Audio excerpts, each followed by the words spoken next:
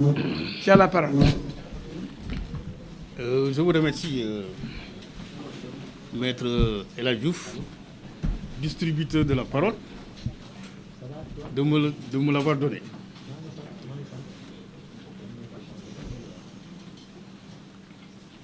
Bon, j'interviens à la suite de mon excellent confrère, Maître El Hadj Omar Youm, pour compléter ce que mon confrère vient de vous dire, qui est d'ailleurs assez explicite sur certains points. Je précise que ce dossier, ou en tout cas ce contentieux, qui oppose Mame Mbaye Niang à Ousmane Sonko,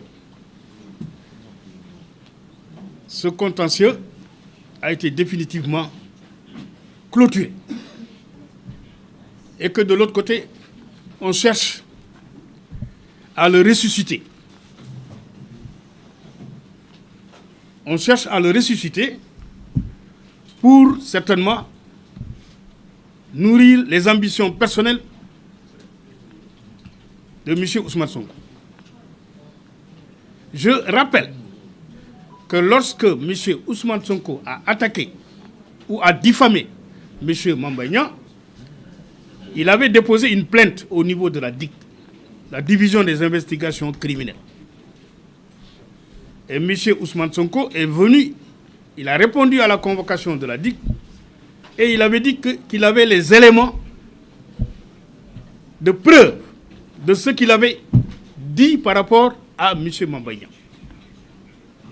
Et pour ce faire, il a demandé le report pour pouvoir produire les documents qui prouvent de manière indiscutable que ce qu'il a déclaré, urbi et orbi, était la vérité tout court. Évidemment, ce délai lui a été concédé et lorsqu'il est venu, effectivement avec des documents, il a dit non, je ne vous les communique pas, j'attends le jour du procès. Mame Mbaye Niang a intérêt à arrêter sa procédure parce que si on va à la barre, je vais l'humilier. Le dossier a été transmis au parquet et enrôlé. M. Ousmane Sonko a été convoqué. Il a brillé par son absence. Il a été jugé par défaut réputé contradictoire. Malgré tout, il a relevé appel du jugement. C'est son droit le plus absolu. La partie civile aussi, Mame Mbaye Niang a relevé appel. Le procureur a relevé appel. Les 3 appels ont été joints en appel devant la cour d'appel. M. Ousmane Sonko n'est pas venu soutenir son appel. Une décision est intervenue de la cour d'appel. Il forme un pourvoi en cassation. Donc il va devant la Cour suprême. Il soulève une cinquantaine de moyens de droit, entre guillemets, pour demander la cassation de l'arrêt. Arrêt auquel il n'a pas voulu participer. Pour au moins défendre sa position. Et ce qui a été, la Cour suprême a rejeté le pourvoi de M. Ousmane Sonko. Et le 26 janvier 2024, M. Ousmane Sonko introduit une requête aux fins de rabat d'arrêt. Parce qu'entre-temps, on lui a signifié l'arrêt de la Cour suprême qui est intervenu le 4 janvier 2024. Qu'est-ce qu'il dit? Donc, un délai de 1 mois lui a été accordé pour pouvoir éventuellement introduire un recours, un rabat d'arrêt. Donc, il a introduit une procédure de rabat d'arrêt. La procédure de rabat d'arrêt a été jugée le 1er juillet 2025 par la Cour suprême. Et dans l'arrêt de rejet de sa demande de rabat d'arrêt, la Cour suprême a dit que, en utilisant le rabat d'arrêt, Ousmane Sonko voulait faire rejuger une affaire déjà jugée. Donc ça a été la motivation qui a été adoptée par la Cour suprême en chambre réunie. Et cela a été clair. Donc la Cour suprême a rejeté la demande de rabat d'arrêt de M. Ousmane Sonko. Et donc, c'est sur cette base-là. On revient, entre-temps, on nous dit, mais tiens, on va introduire une procédure de révision. C'est ça le ridicule. Comme le ridicule ne tue plus en Afrique, plus particulièrement au Sénégal, on introduit une procédure de révision, soi-disant. Et pour cela, je rappelle que quand le ministre Ousmane Diagne était là, une commission avait précédemment été saisie Et cette commission-là avait émis un avis défavorable pour dire que ce n'était pas possible, la révision. Mais qu'est-ce qu'on a fait? Entre-temps, on a fait débarquer Ousmane Diagne et on a mis là-bas Yassine Fall. Taillable et corvéable à merci. Elle a institué une nouvelle commission. Et cette commission dit, oui, je mets un avis défavorable, favorable plutôt, parce que simplement, il y a possibilité d'ouvrir le procès, parce que simplement, la culpabilité de M. Ousmane Sonko pose problème. Mais sur quoi ils se sont fondés? C'est-à-dire pour vous dire que, qu'on ne nous prenne pas, nous, pour des demeurés, qu'on ne nous prenne pas, nous, on ne marche pas sur la tête. La veuve et l'orphelin, depuis 30 ans, nous défendons le droit, et nous allons défendre le droit jusqu'au bout, dans cette affaire. Et qu'est-ce qu'on a fait? On saisit la Cour suprême par un avis d'une soi-disant commission instituée. Et cette commission dit, oui, le procès est révisable. Le procureur général prend la Cour suprême, nous notifie une requête aux fins de révision.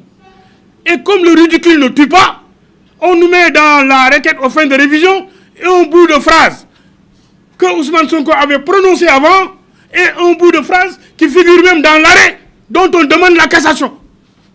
C'est-à-dire l'arrêt du 8 mai 2023. C'est-à-dire on dit qu'il y a un fait nouveau. Le fait nouveau, c'est quoi?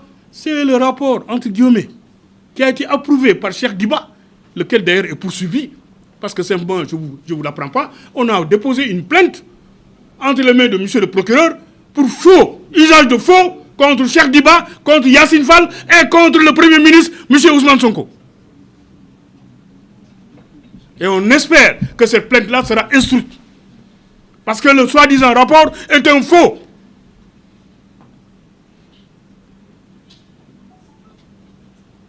Parce que comment peut-on, en tant que ministre, en 2024, vouloir approuver un rapport, un soi-disant rapport qui en réalité était un pré-rapport, qui n'avait pas été approuvé par 3 autres ministres, c'est-à-dire Amadou Ba ne l'a pas approuvé, Moustapha Ba, Feu Moustapha Ba ne l'a pas approuvé, Abdoulaye Daouda Diallo ne l'a pas approuvé. 3 ministres des Finances sont passés, n'ont pas approuvé ce soi-disant rapport.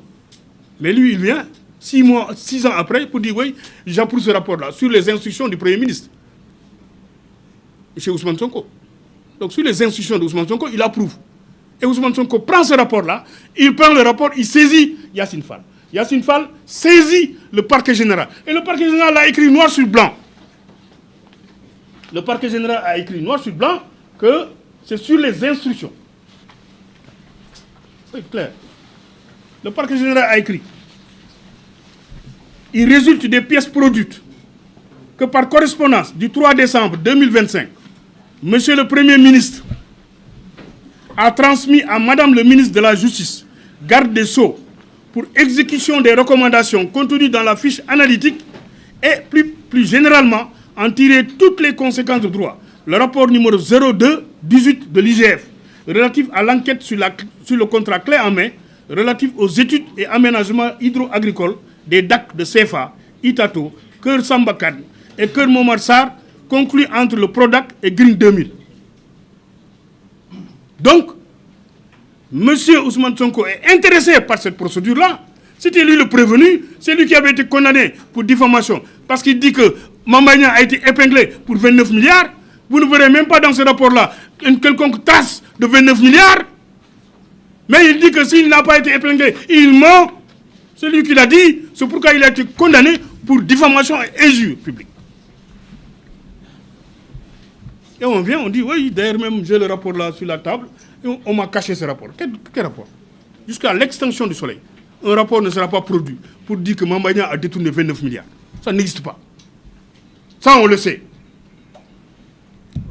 On le sait. Et en leur âme et conscience, ils savent que la diffamation en l'espèce, elle est établie. Parce que simplement, vous savez, la diffamation, c'est un délit privé. C'est une infraction privée, la diffamation. C'est privé parce que simplement, c'est l'infraction qui, lorsque la partie civile se désiste, met fin à l'action publique. Aujourd'hui, si Mambagna dit « je me désiste, je laisse tomber », ça éteint tout. Personne n'y peut rien parce que simplement c'est l'infraction, c'est une infraction d'ordre privé qui est régie par des dispositions spéciales. Aujourd'hui, Mambagnan dit je me désiste, c'est terminé. Le dossier il est bouclé. Mais Mambagnan, je maintiens, personne n'y peut rien, même le procureur ne peut rien, absolument rien. Le procès doit se poursuivre. Or, la diffamation obéit à des règles spéciales. La loi est claire. Quand on vous poursuit pour diffamation, vous avez un délai pour rapporter la preuve. Vous avez 10 jours pour rapporter la preuve de la vérité des faits qualifiés de diffamatoires.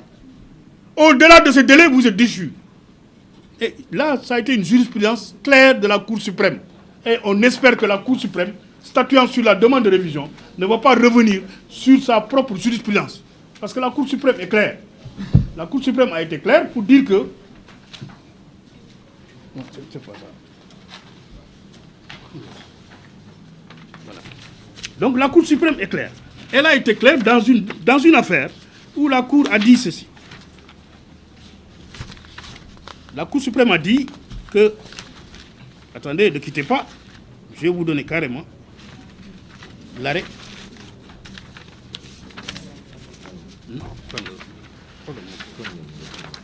Donc la Cour suprême a dit que fait une exacte application de la loi, le juge, la Cour d'appel, qui a estimé que la personne contre laquelle une procédure de diffamation a été engagée, que cette personne est déchue de son droit de prouver, voilà justement, c'est-à-dire fait une exacte application de la loi, la Cour d'appel qui retient que le non-respect des formalités obligatoires prévues à l'article 627 du Code de procédure pénale entraîne à l'encontre du prévenu poursuivi pour diffamation la déchéance de son droit de faire la preuve du fait diffamatoire. C'est un arrêt de la Cour suprême du 4 janvier 2018, affaire Ibrahima Tedignan contre MP. Donc c'est clair, cette position elle est claire, elle est nette, elle est précise. Donc on ne peut pas aujourd'hui nous dire que le soleil se lève à l'ouest alors qu'il se lève à l'est. Ce n'est pas possible. Et c'est pourquoi d'ailleurs, nous n'avons pas attendu de midi à 14h. Actuellement, ce qu'on a fait, on a même attaqué en procédure de mutation frauduleuse du droit au bail dont M. Ousmane Sonko était titulaire, le droit au bail concernant le lot numéro R17 consistant en un terrain d'une superficie de 264 mètres carrés situé à Dakar, Sikap, Keur Gorgui, que Ousmane Sonko, parce que nous on avait fait une réquisition le 24 avril 2023, le titre était au nom de Ousmane Sonko, et subitement, le 15 mai 2023, il a muté au nom de sa famille, des membres de sa famille. Hadi Kebe, Anna Djamanka, il y a Chouebou Sonko, Mohamed Abdul Wahab Sonko, Zakaria Mouskin Sonko, éviter de payer les 200 millions à M. Mambagnan, le bien en question. Or, ce qu'il ne sait pas, c'est que nous, la loi nous permet, par une procédure d'action polienne, de faire en sorte que cette mutation frauduleuse dont il a organisé, donc que cette mutation-là soit annulée et que le bien revienne à son nom pour permettre à M. Mambagnan de recouvrer ces 200 millions. Nous avons saisi le tribunal d'une action dans ce sens-là et que la procédure sera bientôt évoquée devant le tribunal compétent, c'est-à-dire le tribunal de grande instance hors classe de Dakar. Donc c'est pour vous dire quelque part que la procédure de révision, c'est pratiquement une sorte de divertissement. Parce que manifestement, même les magistrats qui l'ont rédigé, j'en suis convaincu, ne sont pas convaincus. Parce qu'ils savent que cette procédure-là ne peut pas prospérer. Elle ne peut pas prospérer. C'est des décisions définitives. Il n'y a aucun élément nouveau. Il n'y a aucune pièce nouvelle dans cette affaire-là. M. Ousmane Sonko avait un délai. M. Ousmane Sonko a défié l'institution. M. Ousmane Sonko a dit, c'est clair, dites à Mambagnan d'arrêter la procédure parce que si on va à la barre, je vais l'humilier. Parce que lui, il avait le rapport. Il avait les éléments de preuve. Il avait même un lien. Mais c'est lui qui a brillé par son absence. Parce que Mambagnan lui a dit, mais c'est aussi simple, venez. Venez me rapporter la preuve. Monsieur a disparu. il s'est volatilisé dans la nature. La décision est rendue. Personne n'est satisfait. Ni le procureur, ni la partie civile. Mais naturellement, même lui, il n'était pas satisfait. Il a fait appel. On fait un recours devant la Cour suprême, où on soulève une cinquantaine de moyens. On plaide le dossier. La Cour suprême rejette tous les moyens, à l'exception simplement de la contrainte par corps. Parce qu'elle a estimé que la contrainte par corps ne s'appliquait pas. Elle a retranché. Monsieur revient par une enquête aux fins de rabat d'arrêt. On plaide le dossier à nouveau devant la Cour suprême. Cette fois-ci en chambre réunie. La chambre réunie dit que ce que vous soulevez comme étant des moyens de rabattre l'arrêt ne sont pas fondés. Au contraire, ce que vous voulez, c'est de faire rejuger cette affaire-là. Et nous, la Cour suprême, nous estimons que c'est une page qui est définitivement tournée.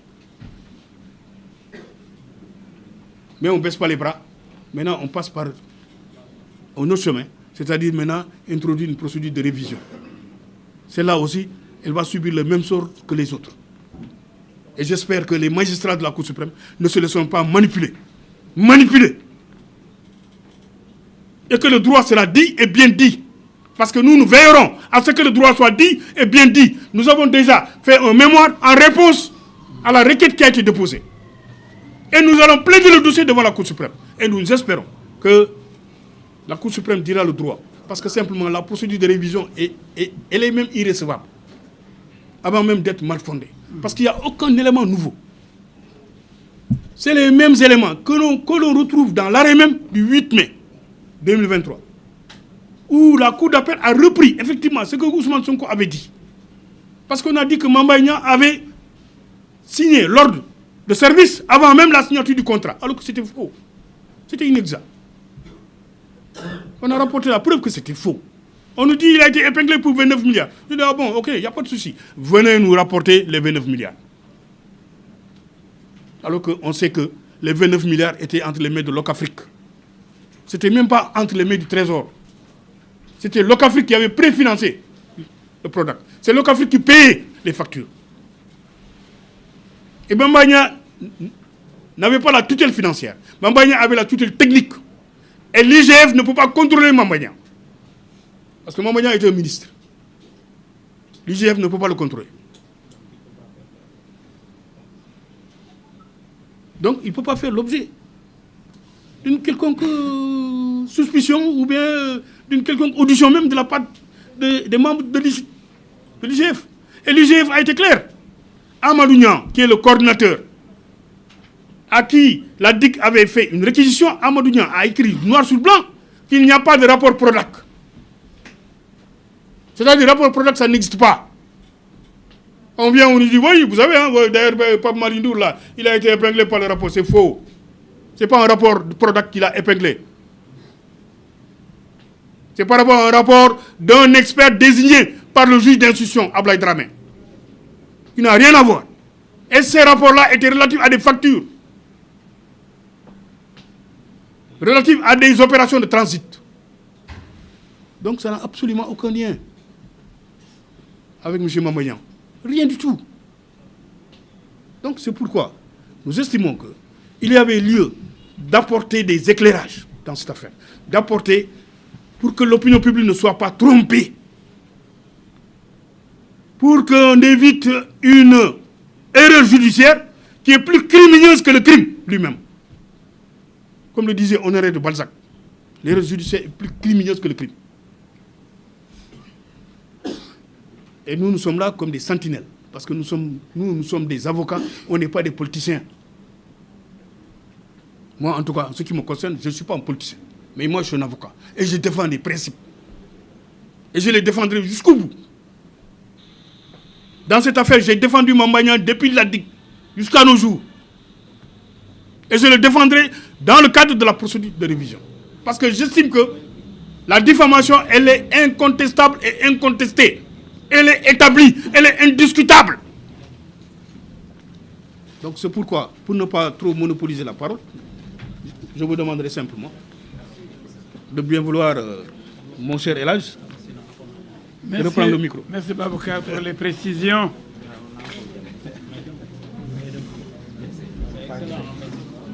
J'invite Bon, vas-y. Adama, vas-y. Est-ce que man la Le micro. Bon. Je passe la parole à notre excellent confrère Adama Fall, qui va